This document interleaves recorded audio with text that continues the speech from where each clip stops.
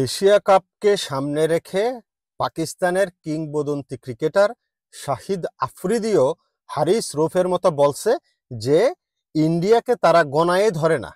ইন্ডিয়াকে নাকি তারা গণায় ধরে না।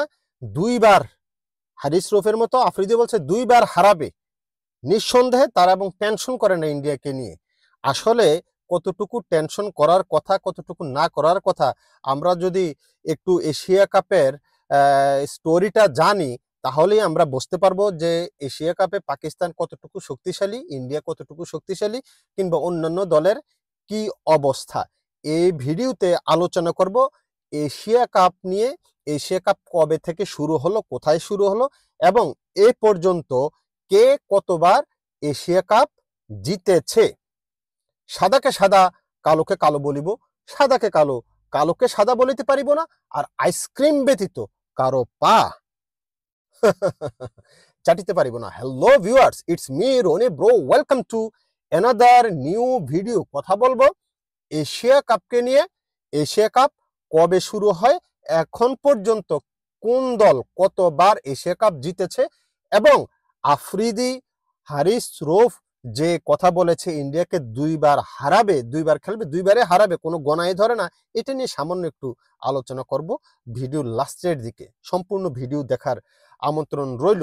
দেখেন, এশিয়া কাপ শুরু হয় 2000,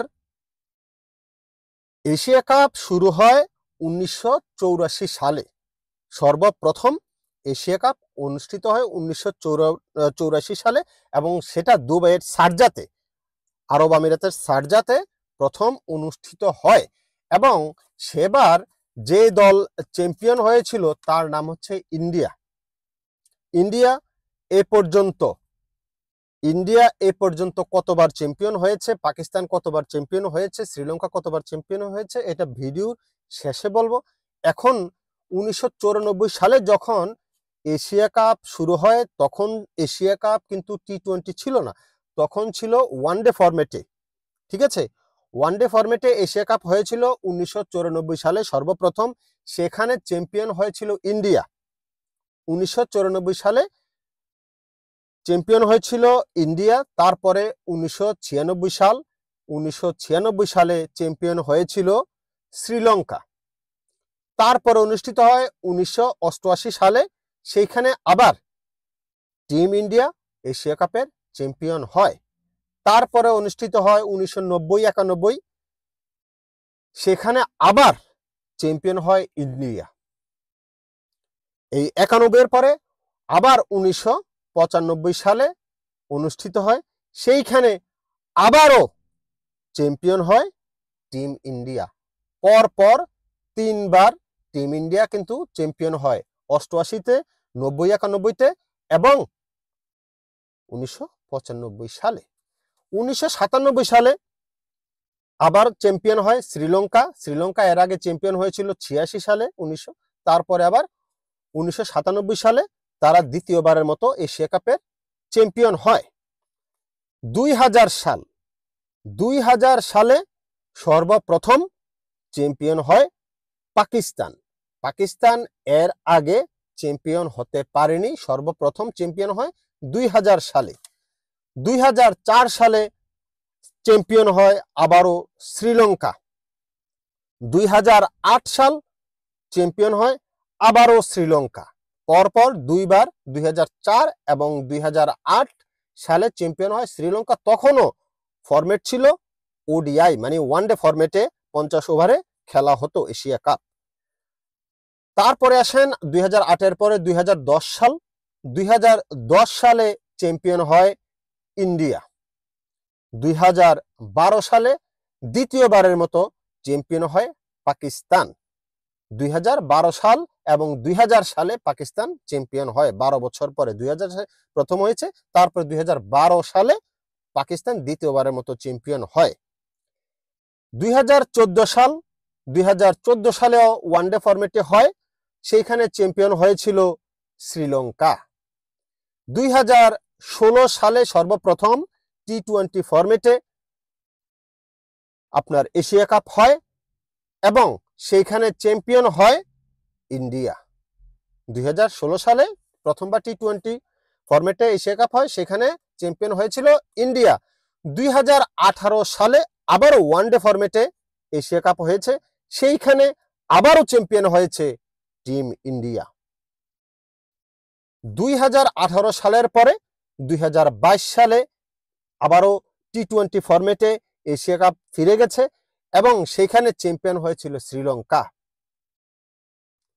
2022 সালের পরে 2023 সালে সর্বশেষ যে এশিয়া কাপ হয়েছিল 2023 সালে, সেইখানে ওয়ানডে ফরম্যাটে হয়েছিল এবং সেইখানে চ্যাম্পিয়ন হয়েছিল টিম ইন্ডিয়া। এ পর্যন্ত 16 বার এশিয়া কাপ অনুষ্ঠিত হয়েছে এবং 16 বারের ভিতরে টিম ইন্ডিয়া একাই জিতেছে 8 বার। এশিয়া কাপের চ্যাম্পিয়ন হয়েছে 8 বার। টিম ইন্ডিয়ার পরে দ্বিতীয় স্থানে আছে শ্রীলঙ্কা। শ্রীলঙ্কা এ পর্যন্ত এশিয়া কাপ জিতেছে 6 বার। ইন্ডিয়া 8 বার, শ্রীলঙ্কা 6 বার এবং লাস্টে আছে পাকিস্তান। তারা এশিয়া কাপের চ্যাম্পিয়ন হয়েছে এ পর্যন্ত 2 বার। সুতরাং ফার্স্টে আছে ইন্ডিয়া 8 বার, সেকেন্ডে আছে শ্রীলঙ্কা 6 বার এবং পাকিস্তান লাস্ট 2 বার। এখন পর্যন্ত বাংলাদেশ 3 বার এশিয়া কাপের ফাইনালে গেলেও বাংলাদেশ কোনো চ্যাম্পিয়ন হতে পারেনি এ পর্যন্ত। তারপরে আফগানিস্তান এখন পর্যন্ত কোনো চ্যাম্পিয়ন জিততে পারেনি।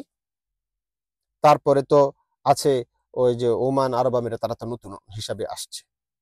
এই হচ্ছে এশিয়া কাপের পরিসংখ্যান।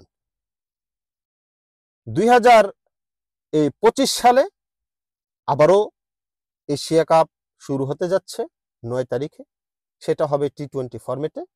সেইখানে হট ফেভারিট হিসাবে প্রতিযোগিতায় অংশগ্রহণ করবে টিম ইন্ডিয়া, কারণ তারা ইতিমধ্যে 8 বার এশিয়া কাপের চ্যাম্পিয়ন হয়েছে।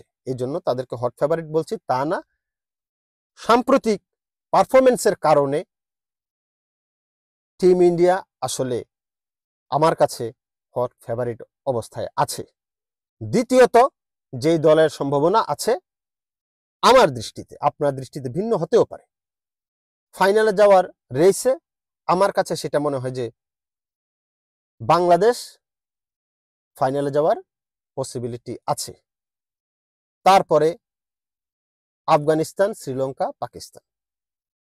আফগানিস্তানকে আমি 3 নম্বরে রেখেছি, শ্রীলঙ্কাকে আমি 4 নম্বরে রেখেছি, পাকিস্তান 5-এ আমি রেখেছি। এখন হতে পারে এটা ডিফারেন্ট হতে পারে, যেদিন যে ভালো খেলবে সেদিন সে জিতবে, এটা হচ্ছে আমার ধারণা। বাংলাদেশ দ্বিতীয় রাউন্ডে যাবে, এটা আমার বিশ্বাস, এটা আমার চিন্তা ভাবনা, যে সাম্প্রতিক পারফরমেন্সের কারণে। আমি বলছি না যে বাংলাদেশ চ্যাম্পিয়ন হয়ে যাবে। আমরা ইন্ডিয়ার সাথে হয়তো ফাইনালে যদি যাই, আমরা আসলে ইন্ডিয়ার সাথে পারবো না। ইন্ডিয়া আমাদের চাইতে অনেক বেশি শক্তিশালী দল, এটা মানছি। তবে ক্রিকেট অনিশ্চয়তার খেলা, যে কোনো কিছুই হতে পারে, আমার ধারণাও ভুল হতে পারে। এখন আসি শহীদ আফ্রিদি, যে হারিস রফের কথা ধরে সে বলেছে যে 2 বার নাকি টিম ইন্ডিয়াকে হারাবে এই পাকিস্তান। পাকিস্তান ইন্ডিয়াকে 2 বার হারানোর মতো ক্ষমতা আছে বলে আমার মনে হয় না। ক্রিকেট অনিশ্চয়তার খেলা, হয়তো একবার যদি কোনোভাবে হারাতে পারে। তবে ভারতের সাম্প্রতিক পারফরমেন্স আমার কাছে মনে হয় যে পাকিস্তানের চাইতে টিম ইন্ডিয়ার পারফরমেন্স সো ফার বেটার, অনেক অনেক অংশে বেটার। টিম ইন্ডিয়াকে যদি আমি 100-তে আপনার 70% বিবেচনা করি কিংবা 80% বিবেচনা, 75% বিবেচনা করি, সেইখানে 25% জিতার জন্য সম্ভাবনা আছে পাকিস্তানের। সুতরাং আমার কাছে মনে হয় যে টিম ইন্ডিয়া এগিয়ে থাকবে। খেলা শুরু হওয়ার আগে এই ধরনের বোমা আওয়াজে পাকিস্তান, এই যে হারিস রফ দিচ্ছে, আফ্রিদি দিচ্ছে, আপনি কি মনে করেন কে চ্যাম্পিয়ন হতে পারে? কমেন্ট বক্সে কমেন্ট করতে পারেন।